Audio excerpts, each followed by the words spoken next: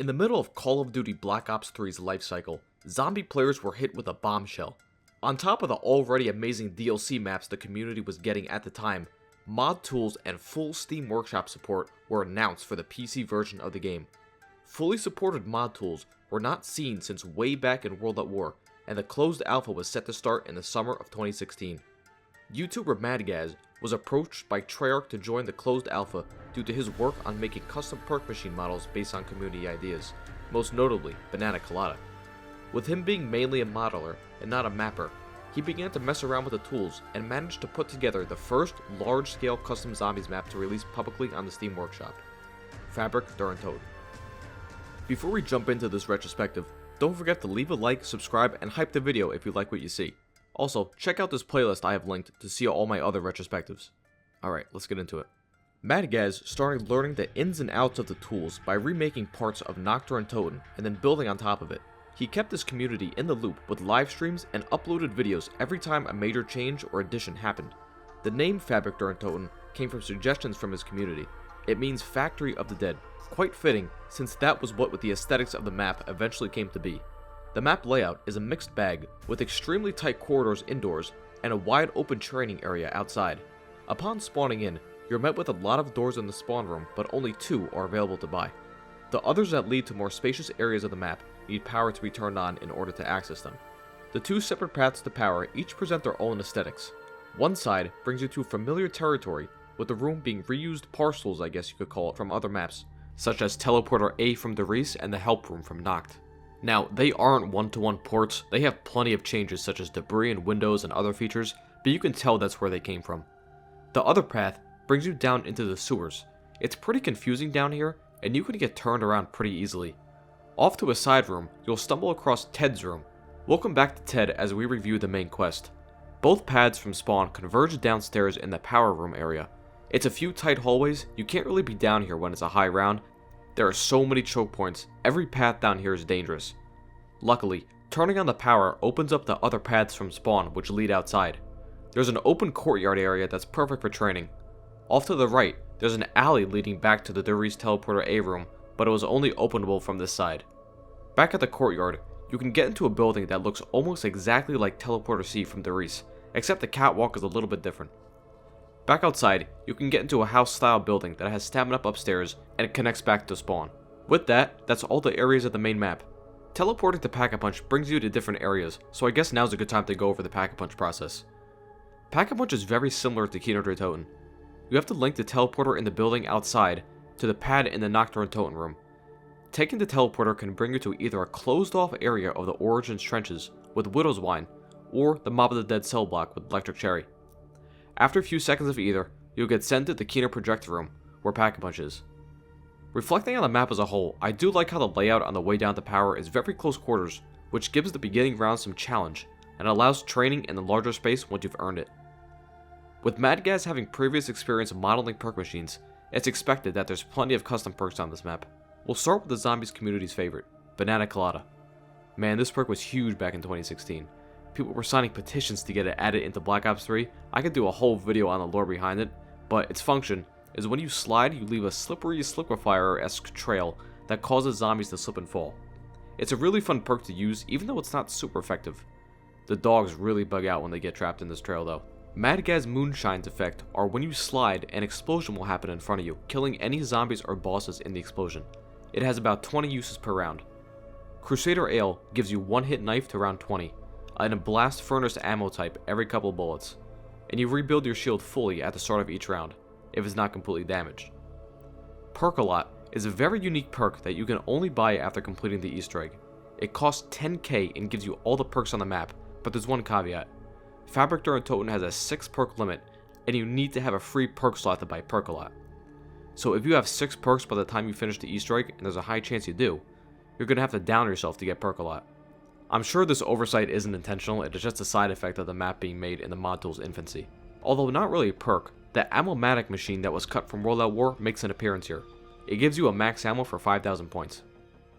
As for the weapons and equipment, it's the standard Black Ops 3 wall buys and mystery box, along with some bonus weapons such as the PPSH and the MG42 on the wall as an Easter egg reward.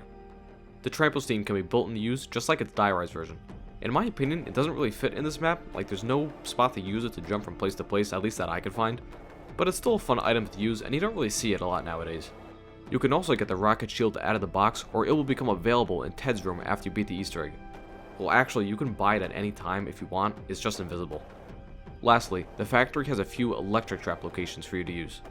Fabrik Der Untoten has a very gritty and industrial aesthetic, although it winds up seeming very generic with the amount of assets reused from other maps. Textures and props repeat themselves frequently, and the parcel areas from past maps that I spoke about before don't really help this map have a unique identity. Now, I don't really blame the map here. This was early days of the mod tools where the assets the map makers had to work with were extremely limited. Madgaz did mention that he wanted to make this map have a similar feel to the Giant in terms of aesthetics and gameplay, so using the same assets worked pretty well here, I guess. This map didn't really have a full vision it wanted to go from the start, since it was being built while Madgaz was learning the tools. It was being shown to the community every step of the way, with people giving feedback and suggestions in the comments of his update videos. It's super interesting to see the thought process behind certain areas and how different problems were worked around. I'll leave a link to Madgaz's channel and you can check out his work in progress videos. The story and main quest of Fabrik Der Untoten starts with a voice calling out to you over the PA system. Someone named Ted says he's grateful he's finally found someone, that he used to work at this factory for Group 935. He says he's a lost cause but wants to help us survive. Hello? Is anyone there? Thank God, I finally found someone. My name is Ted, and I used to work here in this factory for a strange organization called Group 935. Anyway, there's not much you can do to save me now, but maybe I can help you survive a little longer? Just stay alive, and I'll be in touch. In the spawn room, we see a note that reads, "After the Nazis fled, we overheard them talking about shooting or taking 6 shots of potassium to release something from the teleporter. To be honest, those crazy demented bastards could have meant anything." As we work our way down, we come across his room, and Ted comments how he used to work in a robotics program for safer vehicles, but regrets it. Okay, wow, you found my room. Yeah, it's not much. This is what the Germans gave me as my headquarters when I came here from the States. I wish I knew then what I knew now, what I was getting myself into. They told me it was just like a new robotics program to make safer vehicles or something. I didn't question it too much. I just got to work right here in this room alone. When walking around the factory, you might stumble across some suspicious bananas scattered about, and if you shoot one, it'll disappear. And Ted will comment, saying he didn't think they were real, and remember the Nazis talking about potassium and how it'll give you great things. He reveals he was the one who left the note. Good. You found one. I didn't actually think these were real. I remember the Nazis talking about potassium. I guess they meant bananas. Oh, they went bananas. So did I. And yeah, they said it would give you great things. Yeah, this definitely was what they were talking about. So I left a note in the courtyard of the furnace room to anyone who would eventually come to this place. Sadly, I'm sorry to say, it's you who's been chosen. Don't worry, I'll do my best to keep you alive. Hopefully. After shooting 6 bananas across the map, a pack-a-punch ray gun appears at the teleporter. Ted then says he's so hungry, and we need to feed him souls to satiate him. I'm so hungry. You've been here for so long. If you could feed me, I will help you further. Sadly, I can't just eat normal food anymore. Need souls. Just hurry. I can feel a dark energy rising inside me. I don't like it. We shoot the electrical box on the tank in the courtyard and fill it with souls. This causes the tank to fire at the house, and a bottle of jug drops on the 2nd floor. We take the bottle of jug to the corpse on the catwalk and fill it with more souls. Once it's filled, Ted thanks us and gives us the location of a key to PC Dev's office. Wow, you actually did it, guys. Thank you so much. I mean, I'm going to spend eternity in here, but you'll be joining me real soon. So yeah, just to keep you guys a little bit longer, I've left a special key in my room for that other room. You know which one I'm talking about. See you real soon. This unlocks the room with Percolot and the MG42 wallby, ending the main quest. PC Dev is meant to be a tribute to the people who gave Madgaz early access to the mod tools. Fabrik's main quest was extremely basic and kinda like a proof of concept for what we could see in the future. It's short and easy to remember how to complete. I don't really have any complaints, given the context of this map being the first one on the workshop. I really like the voiceovers, it gives a map a lot of personality, and even some maps today don't even go that far.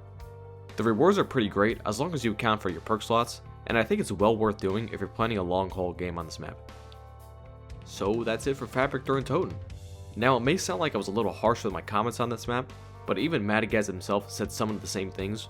Now I don't say these things to take away from the map, since its charm is that it's the first ever custom map for Black Ops 3 that was made with the community. Fabrik was a huge deal when it dropped. It was the start of an amazing thing for a zombies community. Fabrik is a basic map that laid out the foundation for many maps that flooded the Steam Workshop after it. It showed what was possible when talented developers get the tools they need to see their vision through for zombies. Alright, thanks for watching guys. Wait, hold up, I'm getting a call. Wait, there's still 20 minutes left in the video? Madgaz learned a lot from his experience and he completely remastered it 4 years later? And added a detailed story, main quest, and boss fight? Oh, I see. Atonement, formerly known as Fabrik Der Untoten 2, is a map made by Madgaz released in 2020. Built off of blockouts from the original map, Madgaz and Planet took their custom map skills to a whole new level. Atonement has an incredible amount of details, unique weapons and enemies, along with a full Easter egg culminating with a boss fight. Like I said before, this map was supposed to be Fabrik Der Untoten 2. Nowadays, after its full release, it doesn't resemble Fabrik very much, but the starting area is still the same layout. You can see the side-by-sides here. Madgaz did want to revamp and change the entirety of the map, and he did just that. Even just from the screenshots you're seeing here, the level of detail is orders of magnitude better. The props, debris, the textures, particle effects are all improved dramatically. The map layout starts in the same area as Fabrik, but quickly opens up into a whole new beast. During the initial spawn rush, which we'll talk about later, only about a third of the outside area is accessible until you turn on power. The two paths you can take from spawn both send you down different tunnels that take you into various bunker-style rooms.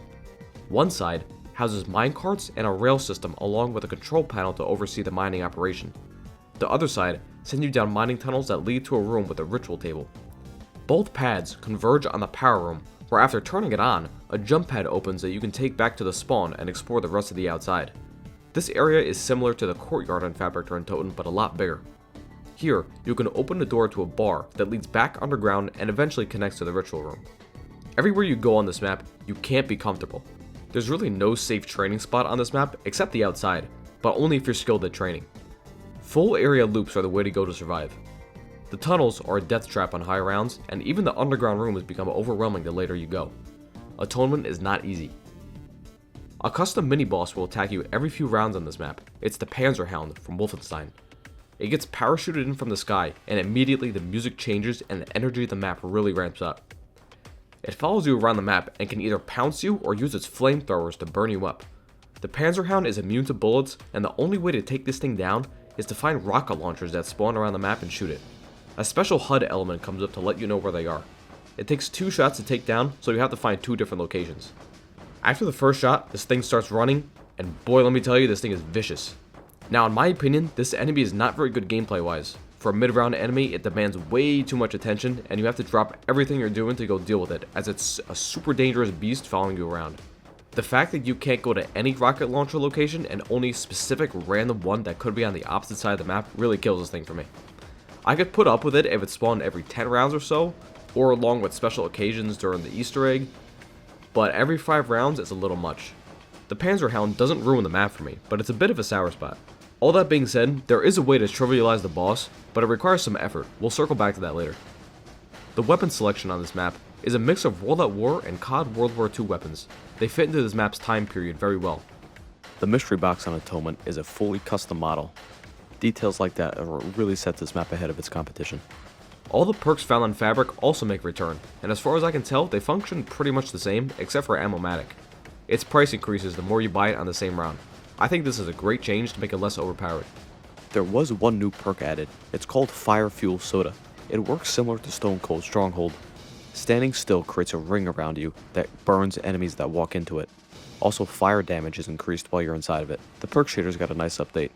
They have a thick edge around them now, which I think looks pretty clean. As for traps, the turret is available to use outside. There are 2 unique gameplay features on Atonement that really make it stand out from amongst its contemporaries. The first you'll notice is the initial spawn rush. You're closed into a tight area when you spawn, and you're trapped in by ethereal barricades, and after a few seconds an alarm blares, and the undead starts sprinting towards you.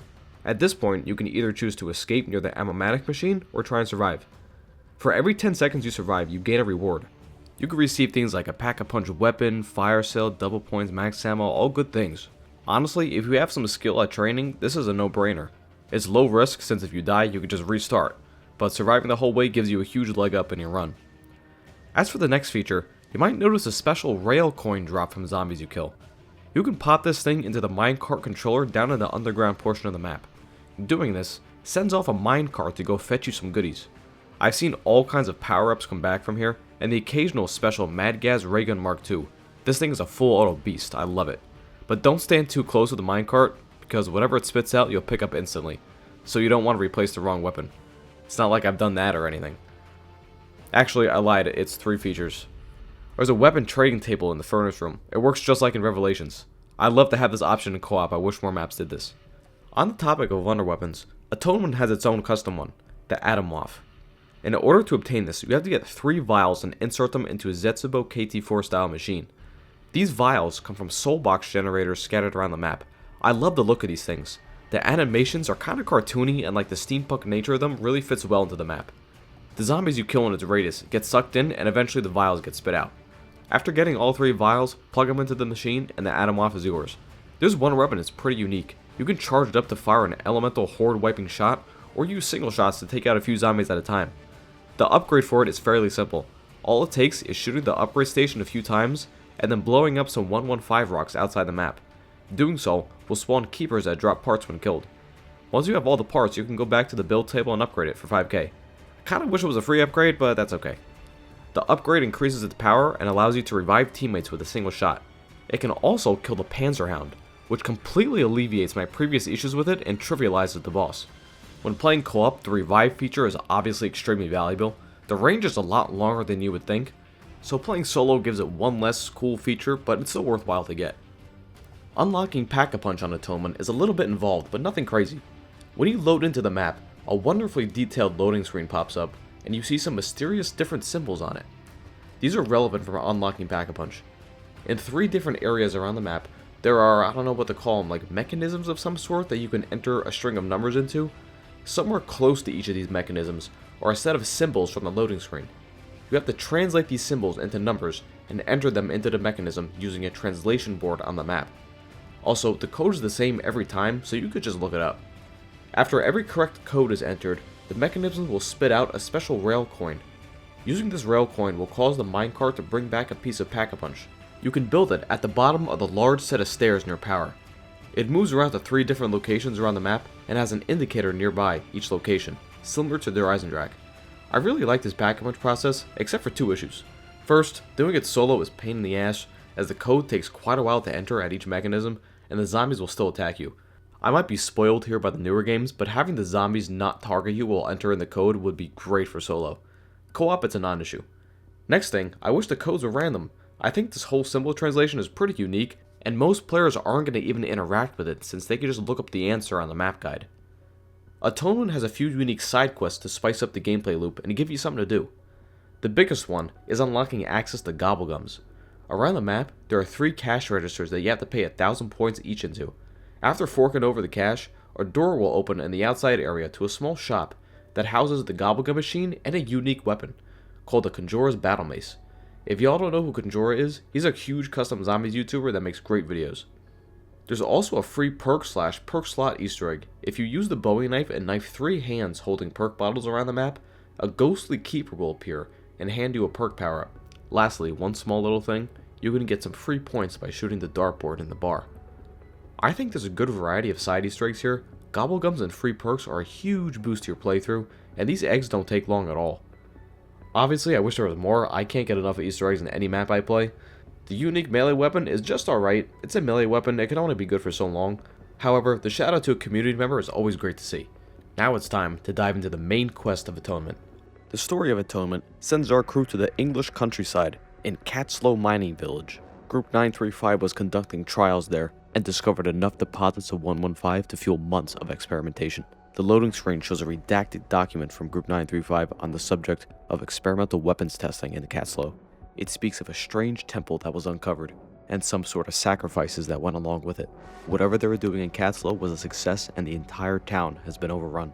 They think it's the perfect testing ground for their new war machine, which of course is the Panzerhound. The main goal of this Easter egg is to obtain the summoning key, and to do that we need 3 temple stones. Our first stone is in a drawer inside the office near spawn. Unfortunately, the drawer is locked. We're gonna need a key. We have to shoot a few electrical poles with the Atonement in order to open up a fuse box that contains a gold ingot. We bring this gold ingot to the furnace room and it melted into a key. This takes 1 full round. Once we have the key, we can open the drawer, grab the stone, and then place it on the ritual table in the underground section. Now, red ritual stones will have lit up around the map, and you need to find a flaming temple stone over one. It's a soul box, and once it has enough souls, it'll move to a different circle. You can kinda track it down by following its path, but it goes through walls, so it might escape you eventually.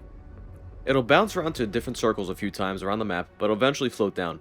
Now you're gonna have to douse the flames before picking it up. You can find a bucket somewhere on the map and fill it up with water to put out the flames.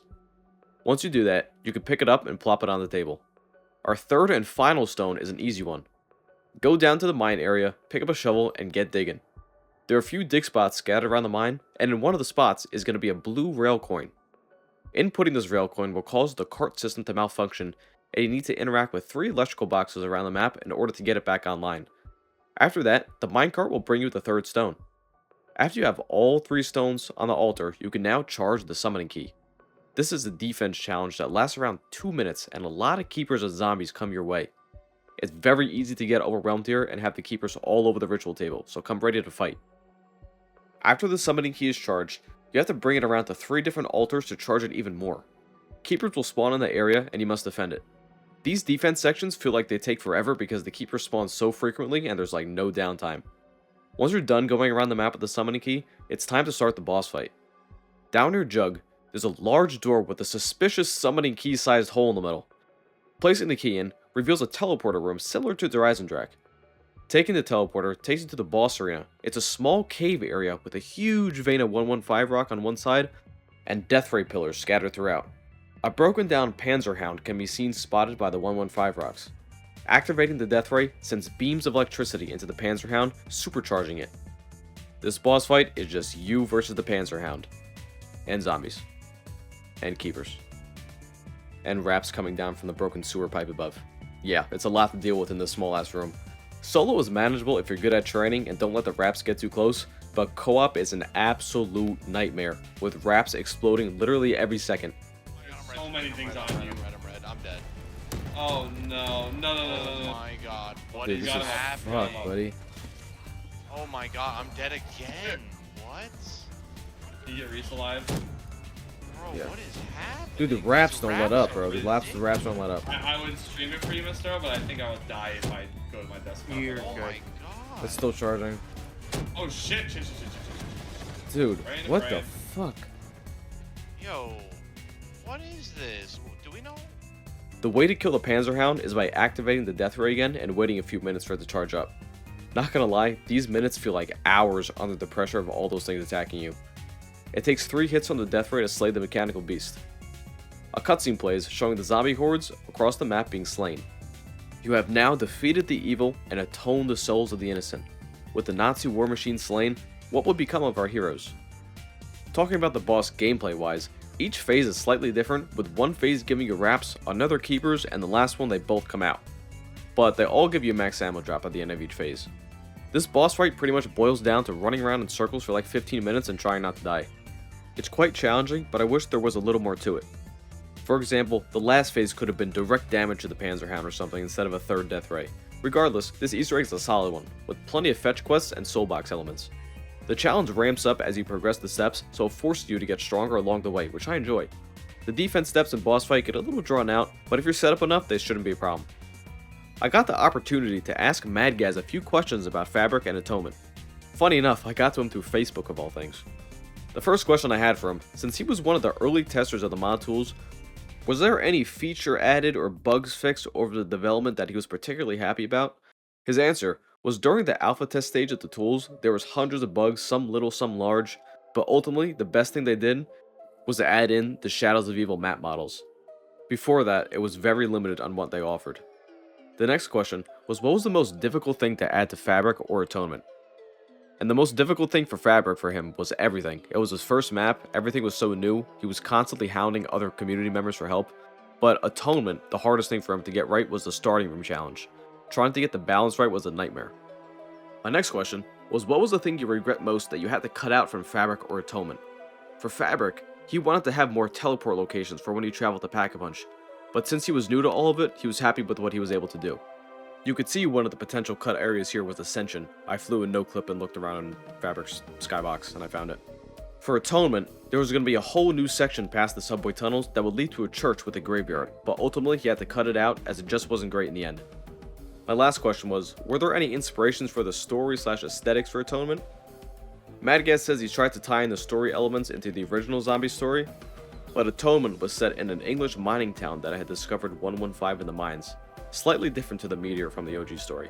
As for aesthetics, there's a mapper called Sir Jammy who was making a map called Old London. It was outstanding but never got released. I wanted to try and recreate his style, which incidentally was based off the game The Order 1886. The footage in the background here is from Sir Jammy's YouTube channel from when he was showing off Old London back in the day. This map did look great. It's a shame we never got to see it. Alright, that wraps it up for the Q&A.